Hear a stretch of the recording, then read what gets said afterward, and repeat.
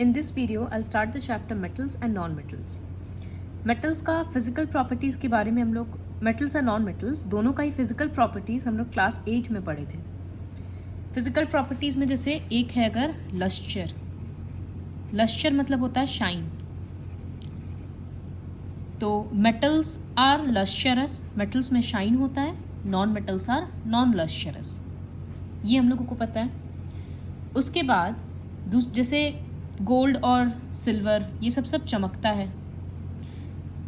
अगर हम लोग नॉन मेटल में एग्जाम्पल लेंगे सपोज ब्रोमीन या नाइट्रोजन या कार्बन तो वो सब नहीं चमकता. सेकेंड प्रॉपर्टी है मेलिएबिलिटी. मेलिएबिलिटी मतलब किसी चीज़ को अगर हम लोग हैमर कर करके या किसी भी फॉर्म में शीट में ला सकते हैं. बीटन इनटू शीट्स तब वो होता है malleable. The product is called malleable and the property is called malleability. तो मेटल्स को हम लोग बीट कर करके शीट बना सकते हैं. जैसे किचन के लिए जो एल्यूमिनियम का फॉइल होता है, तो एल्यूमिनियम इज अ मेटल और वो कितना पतला शीट बन जाता है. इसी तरह से मिठाई वगैरह के ऊपर, स्वीट्स के ऊपर सिल्वर वाला लेयर होता है. तो इसका मतलब क्या है कि सिल्वर मेलिएबल है, तभी वो इतना पतला शीट बन गया. नॉन मेटल को अगर मारेंगे तो वो टूट जाएगा. ऑब्वियसली कुछ कुछ एक्सेप्शंस है जिसके बारे में बाद में पढ़ेंगे. Third property is ductility.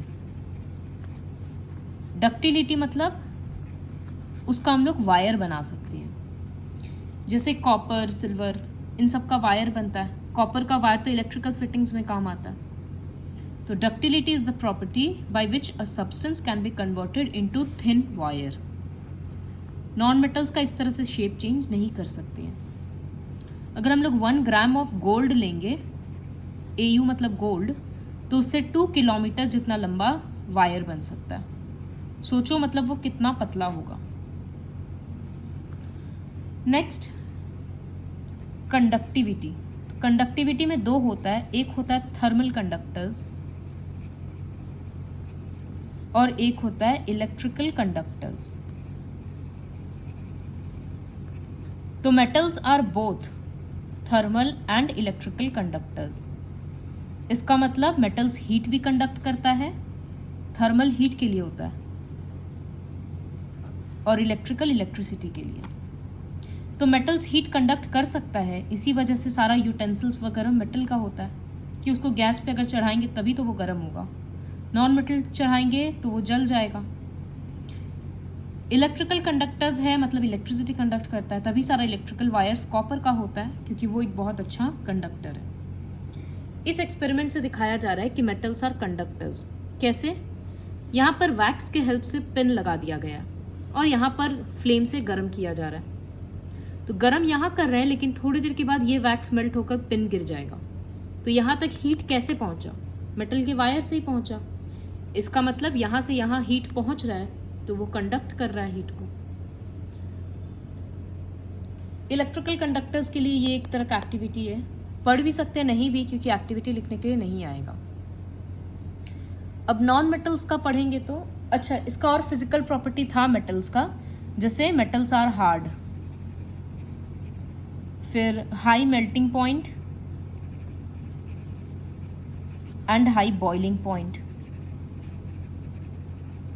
ये सबका मेल्टिंग पॉइंट, बॉइलिंग पॉइंट बहुत हाई होता है. लेकिन एक्सेप्शन है. एक्सेप्शन के बारे में भी पढ़ेंगे. फिर मैक्सिमम मेटल्स सॉलिड होता है रूम टेम्परेचर में. Metals are sonorous. सोनरस मतलब जब उसको मारते हैं ना, उस पर इस तरह से करेंगे तो वो एक रिंगिंग साउंड प्रोड्यूस होगा. These are the various properties of metals. Non metal सब कुछ इसका अपोजिट है. They do not shine, they are not malleable, they are not ductile, they do not conduct electricity और heat, they are generally soft with low melting and low boiling point, they are generally liquid or gaseous at room temperature and they are not sonorous. तो ये metals और non metals का physical properties हो गया. अब exception क्या क्या है? तो पहला एक्सेप्शन ये है कि हम बोले मेटल्स जनरली हार्ड होता है और सॉलिड होता है रूम टेम्परेचर में, एक्सेप्ट मरकरी. मरकरी एक ऐसा मेटल है जो रूम टेम्परेचर में लिक्विड है, इसीलिए उसको थर्मोमीटर में यूज करते हैं। फिर हम बोले कि मेटल्स का मेल्टिंग पॉइंट और बॉइलिंग पॉइंट बहुत हाई होता है, लेकिन इसमें एक्सेप्शन है सीजियम। सीजियम है, केशियम नहीं है, सीजियम एंड गैलियम। इसका मेल्टिंग पॉइंट इतना कम है कि अगर हाथ में रखते हैं तो वो हाथ के हीट से ही मेल्ट हो जाता है, तो ये एक्सेप्शन हुआ। फिर हम बोले थे कि नॉन मेटल्स शाइन नहीं करता, लेकिन एक्सेप्शन है मरकरी, आयोडीन। आयोडीन एक ऐसा नॉन मेटल है जो शाइन करता है। नॉन मेटल्स जनरली सॉफ्ट होता है एक्सेप्ट कार्बन। कार्बन एक नॉन मेटल है but still it is the hardest substance known. It is written diamond and allotrope of carbon. Allotrope हम लोग चैप्टर 4 में समझेंगे कि क्या होता है। फिर एक एक्सेप्शन है, हम बोले कि नॉन मेटल्स इलेक्ट्रिसिटी कंडक्ट नहीं करता है, लेकिन ग्रेफाइट एक एक्सेप्शन है because graphite is a conductor of electricity. Next is metals generally hard होता है, बट सोडियम और पोटेशियम इतना सॉफ्ट है कि हम लोग उसको नाइफ से कट कर सकते हैं। ये सब हम लोग क्लास 8 में सब कुछ पढ़ चुके हैं, इसीलिए ब्रीफ में बताए थे। अब पढ़ेंगे केमिकल प्रॉपर्टीज। ये बहुत इंपॉर्टेंट है, केमिकल प्रॉपर्टीज ऑफ मेटल्स। जिस तरह से हम लोग लास्ट चैप्टर में पढ़े थे कि एसिड और बेसिस किस तरह से अलग अलग चीज़ों के साथ रिएक्ट कर रहा था, तो इसमें हम लोग पढ़ेंगे मेटल्स अलग अलग चीज़ों के साथ कैसे रिएक्ट करता है। सबसे पहला क्वेश्चन है, what happens when metals are burned in air. Obviously हम लोग कॉमन सेंस लगाकर बोल सकते हैं, क्योंकि इतना तो केमिस्ट्री में आ ही गया कि मेटल प्लस ऑक्सीजन, एयर से उसको ऑक्सीजन मिल रहा है ना, तो metal plus oxygen will give metal oxide, और metallic oxides are basic in nature. ये हम लोग चैप्टर 2 में पढ़े थे, which are basic in nature. कोई भी एग्जाम्पल लेते हैं, सपोज सोडियम प्लस ऑक्सीजन, तो सोडियम ऑक्साइड बनेगा, सोडियम Na प्लस होता है, oxide O2 minus, criss cross होकर ये बनेगा Na2O, और ये बेसिक इन नेचर होगा। इसी तरह से सारा मेटल्स रिएक्ट करके मेटेलिक ऑक्साइड बनाता है। अब इसको अगर हम लोग, तो ये बेसिक इन नेचर है ना, अगर इसमें हम कोई भी एक एसिड देंगे तो ये बेस है, एसिड है, तो हिसाब से न्यूट्रलाइजेशन रिएक्शन होगा जिसमें सॉल्ट और वाटर बनेगा। तो सपोज हम एक जनरल एसिड ले रहे हैं HCl, तो ये क्या बनेगा हम लोगों के अकॉर्डिंग NaCl, क्योंकि वो सॉल्ट है, और वाटर। सिंस वो HCl के साथ रिएक्ट करके न्यूट्रलाइजेशन रिएक्शन कर रहा है, इससे ही समझ में आता है कि वो बेसिक प्रॉपर्टी है उसका। तो I can write that metallic oxides are basic in nature, but कुछ कुछ ऑक्साइड्स ऐसा होता है that are both acidic and basic. जैसे हम लोग कुछ कुछ एलिमेंट्स पढ़े थे कि वो दोनों ही है, मेटल भी है, नॉन मेटल भी है। जैसे आर्सेनिक, उसको हम लोग मेटालॉइड बोलते हैं। ठीक उसी तरह से कुछ कुछ ऑक्साइड्स होता है जो एसिडिक भी होता है और बेसिक भी होता है। इस तरह के ऑक्साइड्स को एम्फोटेरिक ऑक्साइड बोलते हैं। It is written in your book, amphoteric oxides. तो क्वेश्चन इस तरह से आता है, what do you mean by amphoteric oxides, just give an example. तो ये लर्न करना होगा। एल्यूमिनियम ऑक्साइड ये एक मेटेलिक ऑक्साइड है, हम लोगों के अकॉर्डिंग ये बेसिक है, तो ये एक एसिड के साथ रिएक्ट करेगा और क्या बनाएगा, सॉल्ट। इस केस में बनेगा एल्यूमिनियम क्लोराइड AlCl3 और H2O। क्यों रिएक्ट किया, क्योंकि ये एसिड है, ये बेसिक है, तो सॉल्ट और वाटर। लेकिन एल्यूमिनियम ऑक्साइड एक बेस के साथ भी रिएक्ट करता है। सपोज बेस हम ले रहे हैं सोडियम हाइड्रोक्साइड, तो हम लोगों के अकॉर्डिंग रिएक्शन नहीं होना चाहिए क्योंकि ये बेसिक है और ये भी एक बेस है, बट स्टिल वो रिएक्ट करता है क्योंकि यहाँ पर वो एक एसिडिक प्रॉपर्टी मेंटेन करता है और वो सॉल्ट और वाटर ही बनाता है। इस केस में सॉल्ट बनता है सोडियम एल्यूमिनेट, जैसे हम लोग लास्ट चैप्टर में पढ़े थे ना जिंकेट, उसी तरह से sodium aluminate plus water. See it is written. तो ये दो example as it is learn करना ही पड़ेगा, और एम्फोटेरिक ऑक्साइड्स का डेफिनेशन।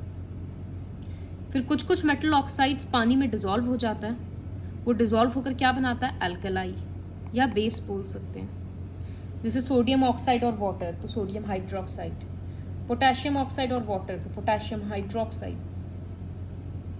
ये हो गया रिएक्शन विद ऑक्सीजन। तो हम लोग क्या देखेंगे, अगर हम लोग एक एक्टिविटी करेंगे तो उससे हम लोगों को पता चलेगा कि अलग अलग मेटल्स ऑक्सीजन के साथ अलग अलग स्पीड से रिएक्ट करता है। जैसे पोटेशियम और सोडियम इतना विगरसली, इतना स्पीड में रिएक्ट करता है कि उस पोटेशियम और सोडियम को अगर खुला रखेंगे हवा में तो वो ऐसे ही फायर कैच कर लेगा, जलाने का जरूरत ही नहीं है। इसी वजह से उसको केरोसिन के अंडर स्टोर किया जाता है ताकि हवा ना लगे। तो समझ में आ रहा है कि सोडियम पोटेशियम बहुत रिएक्टिव है।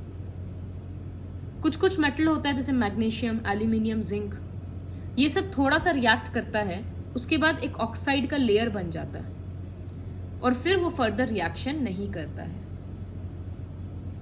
कुछ कुछ सब्सटेंस है जैसे आयरन, ऐसे तो हीट करने से कुछ नहीं होगा, लेकिन आयरन फिलिंग्स, पतला पतला आयरन का छिलका के जैसा होता है, उसको अगर हम लोग बर्नर में डालेंगे तो वो जलते जाएगा। कॉपर बर्न नहीं होता है, लेकिन ब्लैक कलर का कॉपर ऑक्साइड का एक लेयर फॉर्म हो जाता है, तो वो कोरोड हो जाता है थोड़ा सा। सिल्वर और गोल्ड तो ऑक्सीजन के साथ रिएक्ट ही नहीं करता, कितना ही हाई टेम्परेचर हो, इसी वजह से उसका ज्वेलरी बनाया जाता है। तो हम लोग ऑक्सीजन के साथ मेटल्स का रिएक्ट करने का अलग अलग स्पीड देखें। इसके बेसिस पे हम लोग बोल सकते हैं कि सोडियम पोटेशियम रिएक्टिव है, गोल्ड सिल्वर कम रिएक्टिव है, लेकिन सिर्फ एक चीज के बेसिस पे नहीं होगा। अब हम लोग आगे ये भी देखेंगे कि मेटल्स पानी के साथ कैसे रिएक्ट करता है, फिर एसिड के साथ कैसे रिएक्ट करता है, तब जाकर हम लोग एक रिएक्टिविटी सीरीज बनाएंगे। There is a new concept which is called anodizing. तो एनोडाइजिंग क्या होता है? एनोडाइजिंग कोरोजन चैप्टर में शायद से ये टर्म किसी का सुना हुआ होगा। तो सपोज ये एक पेंसिल है, इसको हमको, और ये एक मेटल है, इमेजिन करो कि ये एक आयरन का रॉड है, इसको खराब होने से बचाना है। तो क्या क्या टेक्निक है, या तो इसको पेंट कर दो या ग्रीस लगाओ, या फिर इसके ऊपर एल्यूमिनियम का एक लेयर कोट कर दिया जाता है, एक एकदम थिक लेयर। तो सपोज ये रॉड है आयरन का, इसके ऊपर एल्यूमिनियम का एक मोटा सारा लेयर प्लेट कर दिया जाएगा। तो इससे क्या होगा कि जब ये हवा में आएगा तो क्या चीज पहले खराब होगा? पहले तो एल्यूमिनियम आ रहा है ना, तो पहले एल्यूमिनियम ऑक्सीजन के साथ रिएक्ट करेगा और क्या बनाएगा? Aluminium oxide. अब ये जो एल्यूमिनियम ऑक्साइड का लेयर इसके ऊपर बन गया, ये अंदर के आयरन को खराब होने से बचाएगा। तो इसी को बोलते हैं एनोडाइजिंग। एनोडाइजिंग मतलब forming a thick layer of aluminium oxide on a metal to prevent it from corrosion. अंदर के मेटल को खराब होने से बचाता है ये process. So we have learned how metals react with oxygen. ये बेसिक इक्वेशन था और ये एम्फोटेरिक ऑक्साइड्स इसमें एक्सेप्शन है। अब हम लोग पढ़ेंगे कि मेटल्स किस तरह से वाटर के साथ रिएक्ट करता है। ये भी क्लास 8 में था, मेटल प्लस वाटर। तो ये बनाता है मेटल ऑक्साइड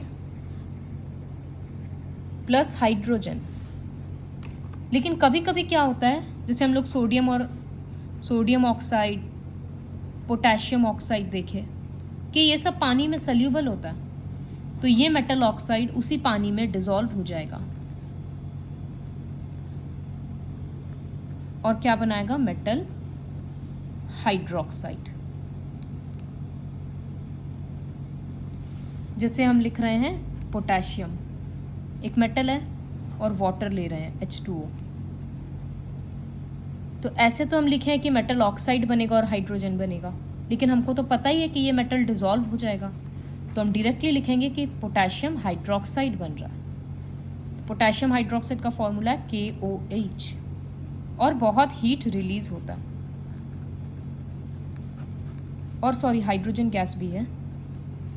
इनफैक्ट इतना हीट रिलीज हो रहा है, इस वजह से ये एक एक्सोथर्मिक रिएक्शन है। इनफैक्ट इतना हीट रिलीज होता है कि ये जो हाइड्रोजन है ये फायर कैच कर लेता है। तो अगर एक बीकर में हम लोग सोडियम डालेंगे, पानी रहेगा और सोडियम या पोटेशियम मेटल डाल देंगे, तो वो फायर क्रैकर के जैसे बर्स्ट करेगा। इतना हाईली एक्सोथर्मिक रिएक्शन है। इसी तरह से सोडियम अगर वाटर के साथ रिएक्ट करता है तो सोडियम हाइड्रोक्साइड बनता है और हाइड्रोजन और हीट। तो these are very violent reactions. एक इसमें इंटरेस्टिंग प्रॉपर्टी है कैल्शियम का। अगर कैल्शियम को हम लोग पानी में डालते हैं तो मेटल है और वाटर है, तो मेटल हाइड्रोक्साइड तो बनेगा ही, और हाइड्रोजन। ये हाइड्रोजन का जो बबल्स है ना, ये कैल्शियम के ऊपर स्टिक हो जाता है। जो थोड़ा बहुत कैल्शियम रहता है, सपोज टेस्ट ट्यूब में पानी है और कैल्शियम डाले हैं, तो जैसे ही थोड़ा सा कैल्शियम रिएक्ट करेगा, हाइड्रोजन गैस फॉर्म होगा, वो बचा हुआ कैल्शियम के साथ स्टिक करेगा। सपोज यहाँ कैल्शियम है, तो ये हाइड्रोजन उसके आर पार चिपक जाएगा, तो एज अ रिजल्ट वो फ्लोट करने लगेगा। See it is written, calcium starts floating because the bubbles of hydrogen gas formed stick to the surface of the metal. तो देखो सबसे ज़्यादा कौन रिएक्ट किया? सोडियम पोटेशियम, ये एक कैटेगरी। फिर हम लोग कैल्शियम का रिएक्शन देखें, जो नॉर्मल वाटर के साथ रिएक्ट किया, थोड़ा लेस वायलेंट था।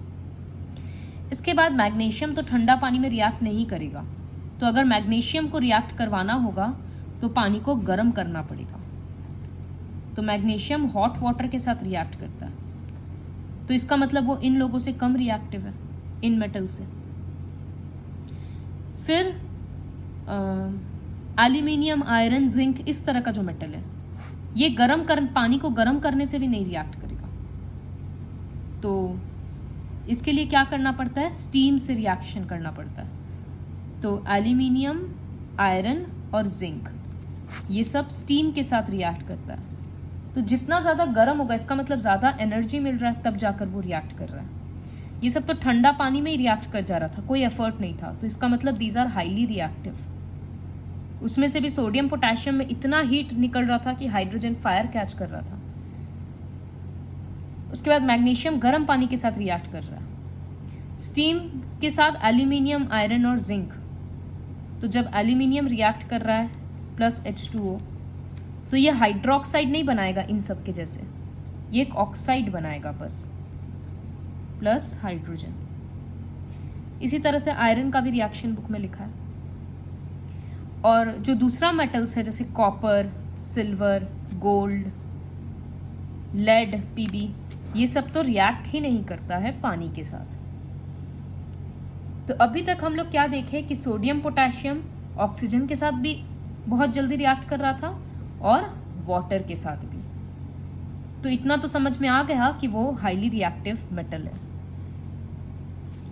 इसके बाद what happens when metals reacts with acids, तो ये हम लोग ऑलरेडी पढ़ चुके। मेटल्स एसिड के साथ रिएक्ट करके मेटल सॉल्ट फॉर्म करता है और हाइड्रोजन। अब एक मेटल का एग्जांपल लेंगे, तो सपोज कैल्शियम, एसिड लेते हैं H2SO4, तो मेटल सॉल्ट क्या बनेगा? कैल्शियम के साथ सल्फेट, दोनों का ही 2+2 है, तो 2 हट गया, CaSO4 बन गया और हाइड्रोजन गैस। ये जनरल रिएक्शन है। तो मैक्सिमम मेटल्स सारे एसिड के साथ हाइड्रोजन लिबरेट करता है। एक्सेप्शन है इसमें नाइट्रिक एसिड, HNO3। अगर कोई भी मेटल नाइट्रिक एसिड के साथ रिएक्ट करता है तो वो हाइड्रोजन गैस नहीं लिबरेट करता। Suppose sodium plus nitric acid. तो एक सॉल्ट बनेगा, तो सोडियम और नाइट्रेट, तो Na प्लस होता है और NO3 माइनस होता है, तो NaNO3 बन गया, इसको सोडियम नाइट्रेट बोलते हैं। अब हम लोगों के अकॉर्डिंग हाइड्रोजन फॉर्म होगा, लेकिन नाइट्रिक एसिड इतना स्ट्रॉन्ग ऑक्सीडाइजिंग एजेंट है कि जो हाइड्रोजन प्रोड्यूस हुआ वो उसको वाटर में कन्वर्ट कर देता है, H2O। देखो H2 के साथ O लग गया तो वो ऑक्सीडाइज हो गया, और खुद वो नाइट्रिक एसिड रिड्यूस हो जाता है इनटू नाइट्रस एसिड या नाइट्रोजन डाइऑक्साइड या कोई सा भी एक में रिलीज हो जाएगा, रिड्यूस हो जाएगा, सॉरी। सो क्वेश्चन ये आता है कि why is hydrogen gas not liberated when a metal reacts with nitric acid. तो उसका आंसर होगा कि because nitric acid is a very strong oxidizing agent, so it oxidizes the hydrogen produced into water and it itself get reduced into NO या फिर N2O या फिर NO2। Book में लिखा है ये। इस एक्सेप्शन में भी एक एक्सेप्शन है, मैग्नीशियम और मैंगनीज, ये दो ऐसा मेटल है कि अगर डाइल्यूट नाइट्रिक एसिड होगा तो फिर हाइड्रोजन गैस लिबरेट होगा। ये एक एक्सेप्शन है, तो you have to learn the exception also. तो इस तरह से हम लोग मेटल्स का अलग अलग रिएक्टिविटी देखें। अब फिर फर्दर एक नेक्स्ट टॉपिक है कि how do metals react with solution of other metal salts. काफ़ी सिंपल है। बेसिकली क्या बोला है, एक मेटल लो, सपोज आयरन, और दूसरे मेटल का सॉल्ट लो, सपोज कॉपर सल्फेट, इसका सोल्यूशन है, तो ये इसके साथ कैसे रिएक्ट करेगा। तो हम लोगों को पता है ना कि डिस्प्लेसमेंट रिएक्शन होगा, FeSO4 बनेगा और Cu बनेगा। तो एक मेटल प्लस मेटल सॉल्ट में क्या होता है, डिस्प्लेसमेंट रिएक्शन होता है। अगर ये मेटल इससे ज़्यादा रिएक्टिव है तो ये इसको इसके सोल्यूशन से हटा देगा, और अगर ये कम रिएक्टिव है तो फिर कोई रिएक्शन ही नहीं होगा। ये हम लोगों को ऑलरेडी पता है। तो मेटल्स का हम लोग अलग अलग चीज़ों के साथ रिएक्शन देखें, इसके बेसिस पे ये एक सीरीज बनाया हुआ है जिसको बोलते हैं रिएक्टिविटी सीरीज। फर्स्ट में उसका डेफिनेशन लिखा है कि reactivity series is a list of metals arranged in order of their decreasing reactivities. जैसे जैसे नीचे जा रहे हैं रिएक्टिविटी कम होते जा रहा है। तो सबसे ज़्यादा हाईली रिएक्टिव हुआ पोटेशियम और लीस्ट रिएक्टिव है गोल्ड। यहाँ प्लैटिनम लिखा नहीं है। तो इस तरह से ऑर्डर में लर्न नहीं करना है, बस ऊपर ऊपर का 2-3 लर्न कर लेना है। This is all about the first part of metals and non metals.